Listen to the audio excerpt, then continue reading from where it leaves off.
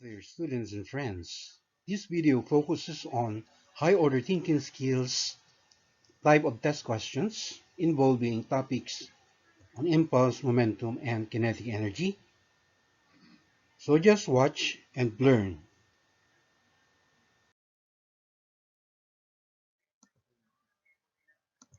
Question number 1. If the magnitude of velocity is changing, what else is or are necessarily changing? One or more answers. Letter A. Is it acceleration? B. Momentum. C. Kinetic energy. Or D. Impulse. Alright, the correct answers are B. Momentum and C. Kinetic energy. Alright, why is letter A acceleration not considered correct? Alright, we know that acceleration is equal to the change in velocity divided by the change in time. Alright, so the question specifies that if the magnitude of the velocity is changing, all right, uh, we have what we call an acceleration by definition. But it does not mean that the acceleration, all right, that is produced because of the change in velocity, all right, we are not sure if the acceleration is also changing, all right, because normally in analyzing situations that involves acceleration, it's always assumed that the acceleration produced by the F-net is a constant acceleration. All right, the F-net, which is equal to the mass times the acceleration, the F-net indeed is the cause of a body to have an acceleration. So as long as the F-net is held constant, then the acceleration is also constant. Now, why is letter B correct? Momentum. All right, we define momentum as the product of the mass times the velocity. All right, so naturally, uh, since momentum depends on the mass as well as on the velocity, if there is a change in the magnitude of the velocity, for example, if the velocity increases, then it follows the momentum also increases.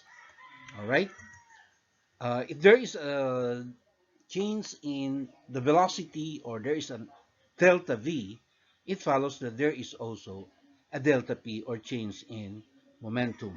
Now for kinetic energy, by definition, we have the formula for delta k, which is equal to 1/2 of the mass times the difference in the square of the final speed and the initial speed, or v squared minus v naught squared. All right, so if there is a change in the speed, all right, from v naught to a final speed v, then it follows that the kinetic energy also changes. Now for the fourth option, impulse is defined as the change in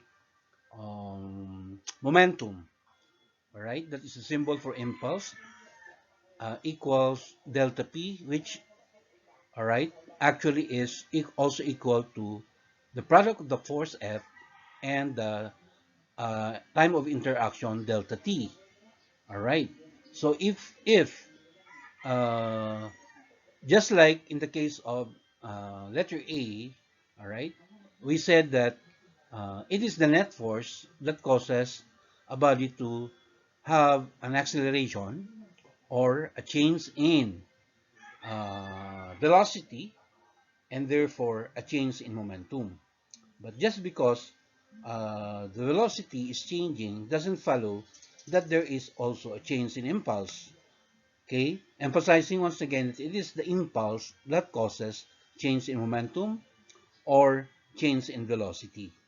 All right. There is a common notion that impulse is equal to momentum. All right, but actually, that is not quite correct. All right. What is right is impulse is equal to change in momentum, not just impulse being equal to momentum. All right? So we need to correct that. We say that impulse equals momentum is not a correct concept. What is right is impulse is a change in momentum.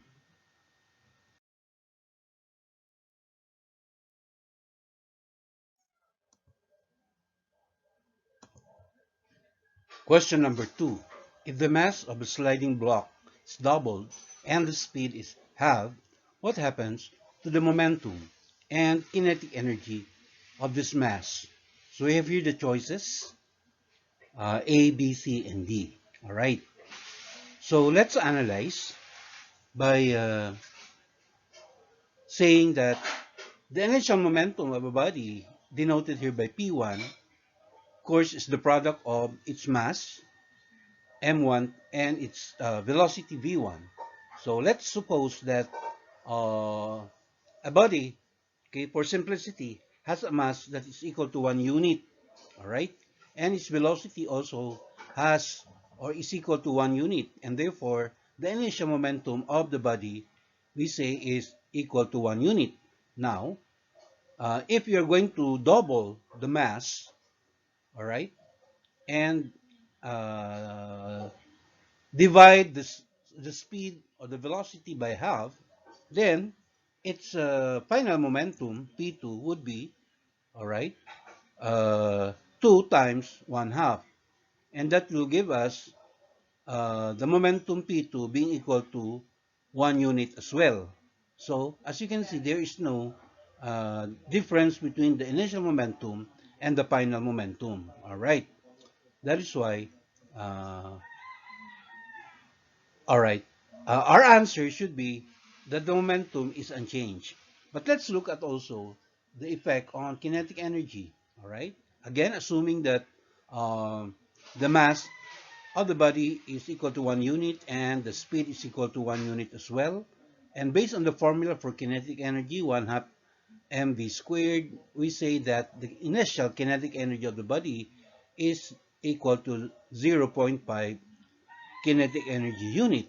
And that if you're going to double the mass and then divide the speed by half, then the new kinetic energy K2 will just be equal to 1 half times 2 times the square of 1 half, and that will give us 0.25. So it's very clear that the new kinetic energy, which is 0.25, when compared to the initial kinetic energy of zero point 0.5, we say that it is uh, also halved. Therefore, our correct answer for this question is letter B.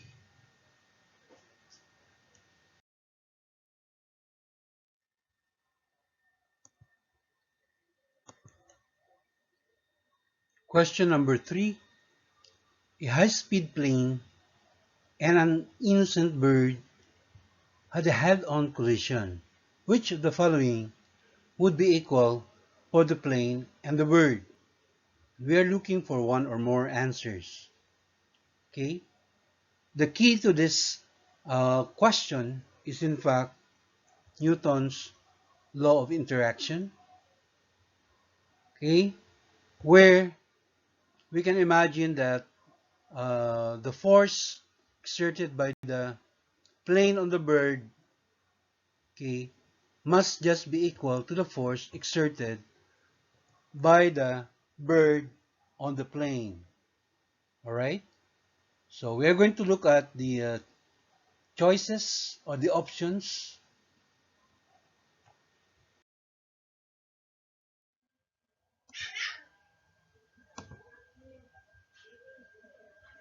All right, so we have the following options. Letter A, change in momentum. Letter B, impulse. Letter C, force of impact. And letter D, acceleration after impact. All right, so what are the correct answers? All right, we have the following. Letter A is correct. Letter B, impulse, also is correct. And letter C, force of impact, is correct. Right, how do we explain this? Letter D is not considered correct. All right, as earlier noted, uh, the force exerted by the plane on the bird is just equal to the force exerted by the bird on the plane.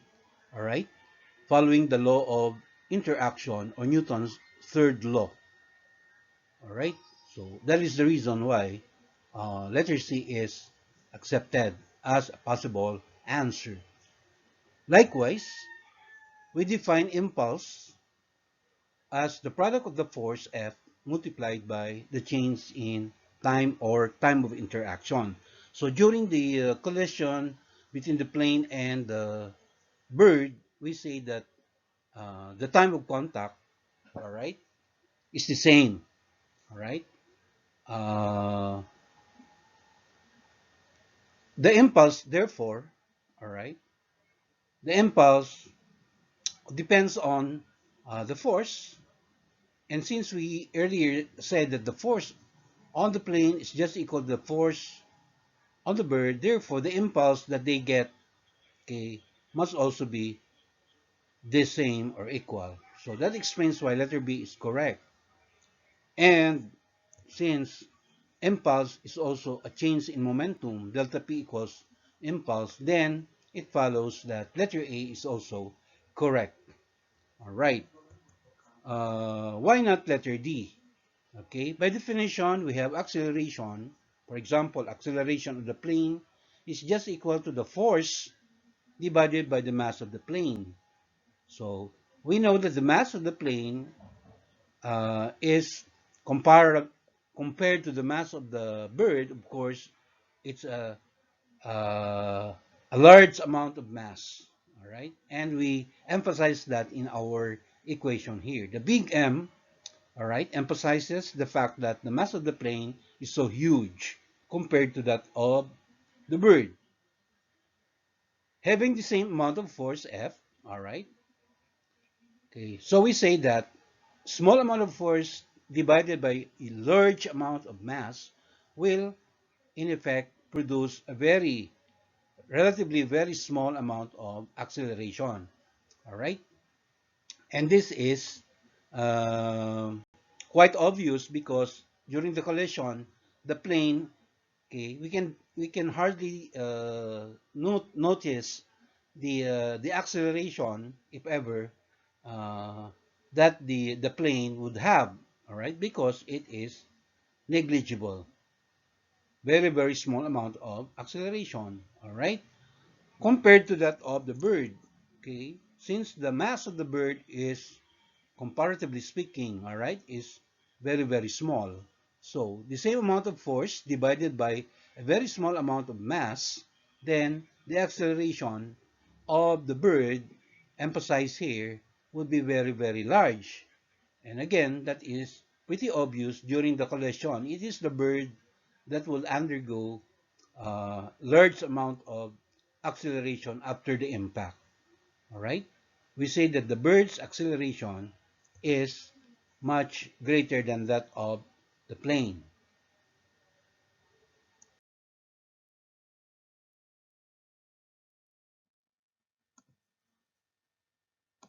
Question number 4. A heavy truck and a skateboard are moving at the same constant velocity. Which of the following statements is true about the truck and the skateboard? Letter A. They both have acquired zero impulse. Letter B. They have equal momentum. Letter C. Compared to the truck, the skateboard has a greater momentum. And letter D. Compared to the skateboard, the truck requires less starting force. Alright, the correct answer here is letter A. Why is this so?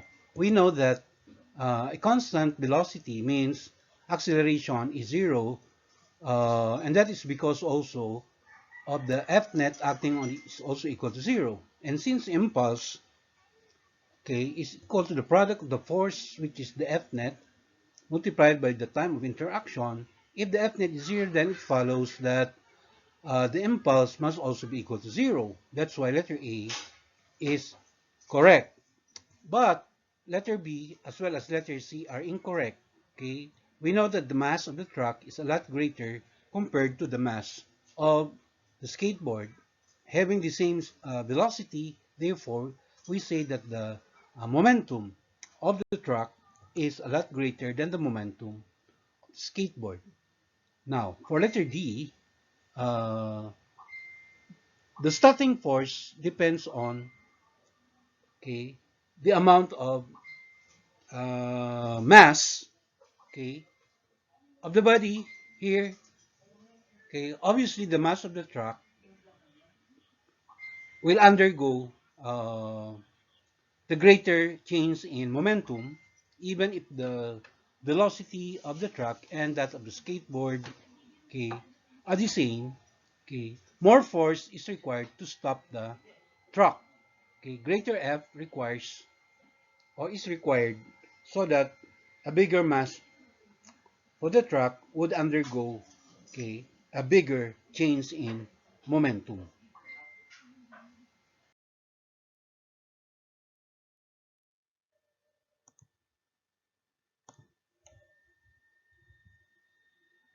For question number 5, a 1 kilogram ball is dropped from a certain height.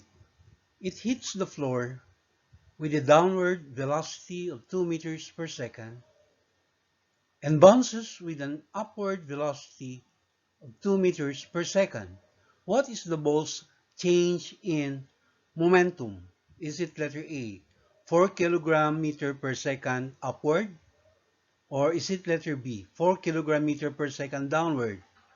Or should it be letter C, 2 kilogram meter per second upward?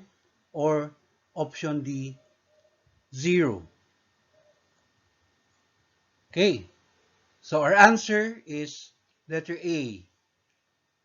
And this is how we got that particular answer. We're looking for the ball's change in momentum. Okay, and the formula for delta P, or change momentum, is simply the product of the mass times the change in the velocity, or V final, minus V initial. Okay, so we plug in the quantities into that formula. Okay, 1 kilogram for the mass, and then positive 2 meters per second for the final velocity. Okay, positive because we're talking about the upward direction of the velocity mentioned in the question. Minus, okay, minus quantity, negative 2 meters per second, because the initial direction of the velocity, according to the problem, is downward. All right. And we have an agreement that downward velocity should be represented by a minus sign. So what's going to be the result when we are going to do our algebra? Okay. Delta P, therefore, the change in momentum would be positive 4 kilogram meter per second. So that's the solution to this particular question. And letter A is the correct answer.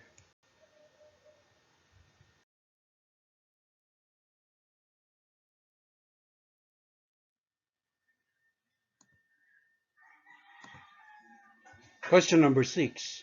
Stuntman jumps from the roof of a tall building, but no injury occurs because the man lands on a large air-filled bag. Which of the following best describes why no injury occurs? Okay, letter A. The bag provides the necessary force to stop the stuntman. Letter B. The bag reduces the impulse imparted to the stuntman. Letter C. The bag increases the time of impact and reduces the force on the stuntman. And letter D. The bag increases the time of impact and reduces the impulse on the man. The correct answer is, of course, letter C. This is the reason why letter C is the answer. Okay, we have the formula for impact force derived from the formula for impulse equals change in momentum. Alright, so the impact force F is equal to the product of the mass times the change in the velocity, or V minus V naught, divided by the time of interaction T. Alright, so at constant mass and constant change in velocity, alright, the force is less if the time is large, or vice versa. If the time is too small, then the force of impact will be large. And in this case, it is the air-filled bag, okay, that causes the time of impact between the stuntman and the bag, okay, to lengthen. So if the time is lengthened or increased, then the force of impact exerted uh, by the bag on the stuntman will be small, or a force that is not enough to cause any injury. Force, we say, is inversely proportional to the time t if both the mass and the change in the velocity are held constant.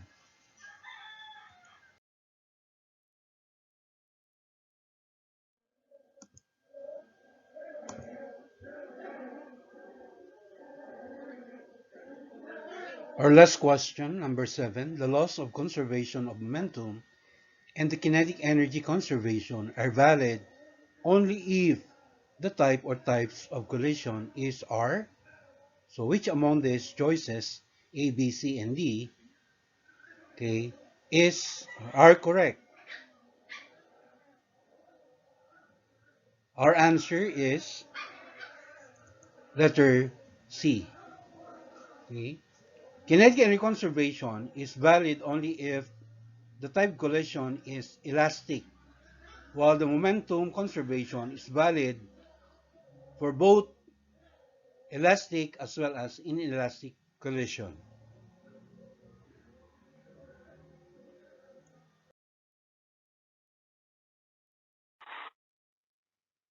Thank you very much for watching. Please follow me in my FB page, and please don't forget to subscribe to my YouTube channel.